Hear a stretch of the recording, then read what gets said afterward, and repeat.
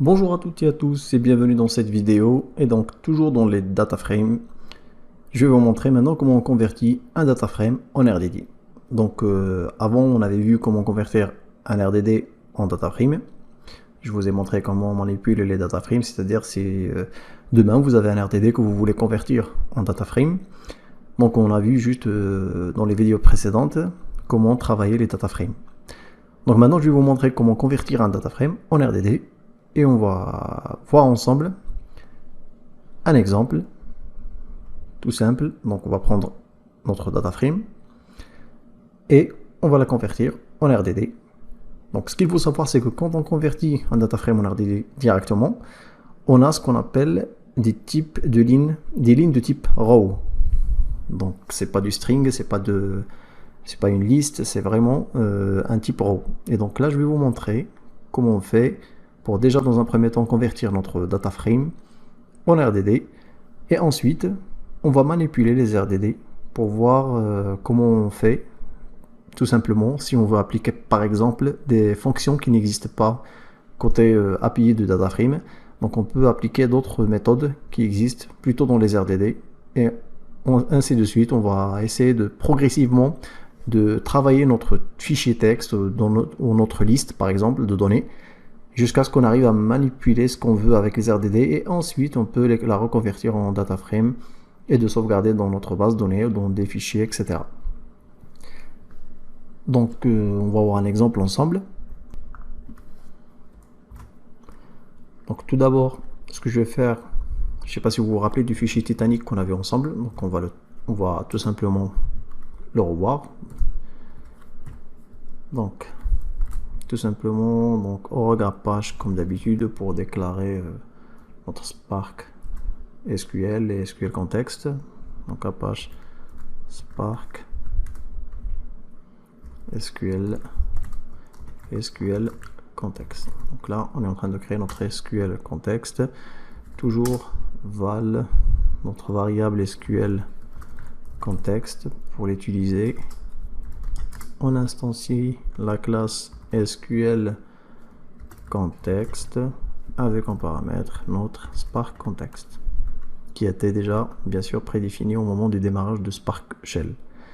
Donc là on est bon. Donc je vais créer une variable tout simplement que je vais nommer dataframe, donc df, et je vais faire appel à mon fichier Titanic comme on a vu dans l'exemple précédent. Donc SQL Context, je mets un read, format, donc toujours CSV. Première option, je ne sais pas si vous vous rappelez, on déclare qu'on a une en-tête et donc header à true. On déclare une deuxième option, vous vous rappelez bien, pour la détection des types des données, des types de données, pardon. Donc c'est infer schéma à true. Ensuite, il nous reste qu'à charger notre fichier que j'ai mis dans TMP. Il s'appelle titanic.csv. Je lance mon instruction. Voilà, il est en train de faire le load. Voilà, donc on voit bien qu'il a créé notre data frame ici. Donc, là, il nous montre les types qu'on a, donc on va quand même les voir. Donc df, tout simplement, print schéma. Donc voilà, donc on voit qu'il a commencé ici, après il a mis des pointillés en nous disant qu'il y en a 12 autres juste après. Donc on voit tous ici, on voit tous les types ici. Voilà, donc on va supposer que dans ce fichier, ce qu'on veut faire, on veut faire un MapReduce sur les noms, pour voir par exemple combien de Jacques on a. Si on regarde le film Titanic, on a connu qu'un seul Jacques, qui est Mister DiCaprio, et donc on souhaite voir s'il y a d'autres Jacques dans ce bateau qui a coulé, et combien de Jacques il y en avait à bord de ce bateau, par exemple. Donc on va faire un MapReduce tout simplement pour voir les noms qui se répètent. Donc je vous signale que si on veut utiliser par exemple absolument la méthode reduce by key, je ne peux pas l'utiliser tout simplement au niveau de mon data frame. Donc comme vous voyez, si je mets df par exemple, point tabulation, vous allez remarquer que au niveau des reduce, j'ai que le reduce tout simplement, j'ai pas le reduce by key. Si je dois absolument utiliser le reduce by key, par exemple, j'ai pas d'autre choix, donc je vais passer en RDD, je vais traiter mes données, et donc je peux très bien par la suite revenir sur mon data frame. Donc l'exemple qu'on va voir maintenant, c'est on va faire un map reduce sur les noms, comme on a dit, et en RDD.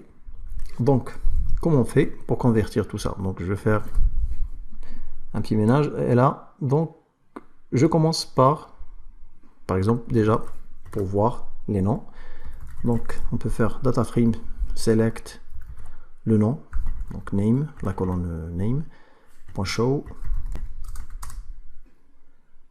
Voilà, donc ça ressemble à ça. Quand on voit des pointillés, ça veut dire qu'il y a encore de la donnée derrière. Maintenant, par exemple, je vous montre juste simplement, si jamais vous voulez utiliser plusieurs colonnes, donc il suffit de préciser avec une virgule, deux guillemets, et le nom de la colonne. Par exemple, l'âge. Voilà, donc je peux construire ma ligne comme je veux. Donc là, ce qu'on va faire, c'est que on va rester sur les noms, dans notre cas. Donc je vais commencer par créer tout simplement mon RDD. Donc je vais faire val dataframe to RDD, c'est le nom de ma variable. Et là, si je fais par exemple df.rdd, je fais entrer, donc vous regardez bien, il me dit que voilà, il m'a créé un RDD avec un type spark.sql.row.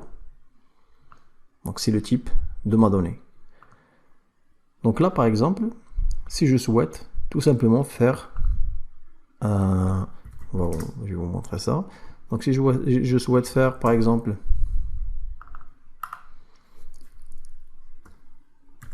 un flat map sur mes données avec un split sur les virgules comme on avait. Donc là, pardon, on va faire entre guillemets déjà.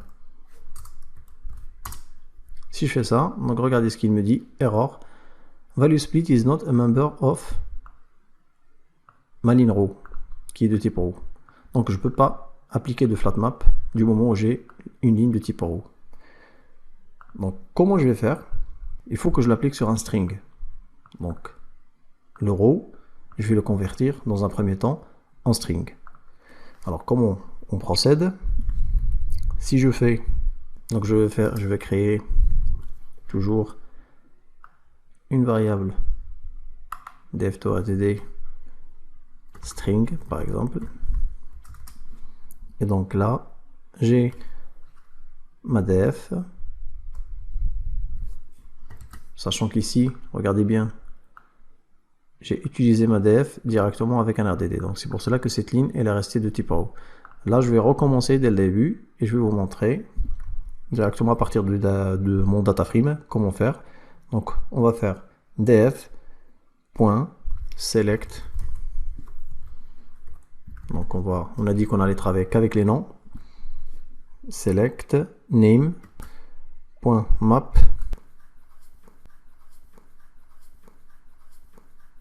donc je vais faire un map de mon élément x et tout simplement tous mes éléments je vais les convertir en string, donc to string. Voilà, donc vous voyez, alors st, voilà, donc on va faire ça et par la suite on va dire qu'on veut convertir ensuite en RDD. Donc si je fais entrer, donc cette fois-ci j'ai mon RDD qui est de type string, alors qu'avant, si vous vous rappelez, on avait notre RDD qui était de type row. Donc là on est bon, on peut utiliser notre variable comme vous voyez. Donc là si je fais par exemple juste un petit collect pour voir, donc je vois que j'ai un array de type string à chaque fois. Donc Donc ensuite, ce que je vais faire, je peux très bien maintenant splitter comme je veux. Donc je vais, juste pour voir, donc je vais faire, voilà, donc je vais faire val rdd flatmap est égal. Donc mon RDD de tout à l'heure qui est de type string que je viens de convertir, et on va faire point, donc on va le voir, pardon, donc il est ici, donc c'est la variable que j'ai pris, qu'on vient de convertir. Donc je recommence, donc RDD flatmap est égal ma variable que je viens de convertir en RDD string, et là j'applique tout simplement mon flatmap avec un split. Le split, je peux l'écrire de cette façon aussi, c'est plus rapide. Et je split sur ma virgule. Voilà. Donc là, ça me donne... Donc si vous voyez... Là, si je fais ça... Collect. Donc voilà. Donc à chaque fois... Donc juste pour comparer ce que j'avais avant. Donc si je prends ce que j'avais avant...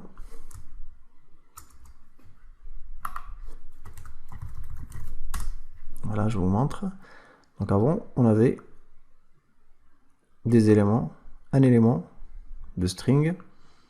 Donc là, ce que j'ai fait, c'est que en splittant, donc regardez bien, il m'a ajouté. Vous voyez ces guillemets à chaque fois qu'ils se répètent. Donc là, j'ai splitté tout ce que j'ai. Alors qu'avant, j'avais quand même, on va dire, entre accolades, on avait le nom avec une virgule et un autre nom derrière. Donc voilà, donc du moment où j'ai fait ça, ce que je vais faire après, donc maintenant que j'ai splitté sur le point virgule, sur la virgule, pardon, donc je vais appliquer tout simplement mon reduce by key. Alors ce qui va donner, je vais faire rdd reduce by key est égal, et là je vais déjà, alors juste avant le reduce by key, je vais quand même appliquer un map, vous allez voir pourquoi. Donc voilà, rdd, on va dire map, donc on va appliquer un map sur mon rdd de flatmap, donc point map, et dans mon map je vais mettre tout simplement x, et j'ajoute un 1 pour chaque élément, tout simplement. Donc là si je fais ça, et quand on regarde ce qu'on a dedans, donc vous allez voir, on a vu déjà l'exemple avant, il va y avoir un 1 à côté de chaque élément. Donc voilà, donc j'ai mon nom, j'ai un 1, et celui qui est juste à côté, bah pareil, vu qu'on a splitté, on met un 1, ainsi de suite. Voilà. Et donc là, on va appliquer notre map reduce. Donc je vais prendre mon RDD de map, je vais faire un petit nettoyage. Je vais faire ça. D'abord, je vais créer ma valeur. Donc je vais mettre word count, tout simplement. Et dedans, je vais faire mon RDD de map. Et j'applique derrière un tout simple reduce by key qu'on a vu précédemment. Donc là, je vais faire, pour simplifier, voilà. Donc là, je vais faire mon reduce. Et si maintenant je regarde mon word count, donc là, il me sort un échantillon déjà. Donc là, je vois que Monsieur Ernest apparaît une fois. Après Monsieur Lucas, il y en a deux Monsieur Lucas, ainsi de suite, qu'en avant deux fois. Miss Elizabeth, donc il y en a 3. William John, Mr. William John, donc il y en a 4 Mr. William John. Donc malheureusement dans notre échantillon il n'y a pas Jacques. Voilà. Monsieur Draw 3 fois. Donc voilà. Alors pour bien analyser notre fichier, bien sûr, comme vous avez vu, on peut très bien ce résultat le stocker dans un fichier et le traiter d'une autre manière. Ou sinon, on peut raffiner ce résultat et le stocker dans un data frame, sinon carrément dans une base de données, etc. Voire même aller jusqu'à un dashboard pour bien voir, restituer nos données dans un tableau de bord qui sera plus joli, etc. Donc voilà, donc j'espère que vous avez bien compris le principe. Donc on peut jongler avec ce qu'on veut. Du moment où on ne peut pas faire une opération dans un contexte, on peut très bien convertir nos données, comme on a vu dans cet exemple, donc de data frame vers un RDD ou d'un RDD vers un data frame, afin d'appliquer les méthodes qui vont bien. Donc là par exemple sur le data frame on n'arrive pas à appliquer un reduce by key, donc ce qu'on a fait c'est qu'on l'a converti en RDD pour que par la suite on applique directement notre reduce by key. Et une fois qu'on a le résultat on peut faire ce qu'on veut avec. Et je conclus avec ça. Voilà donc par rapport à cette présentation. Donc je vous remercie de l'avoir suivi jusqu'à la fin et je vous donne rendez-vous à la prochaine vidéo. Merci.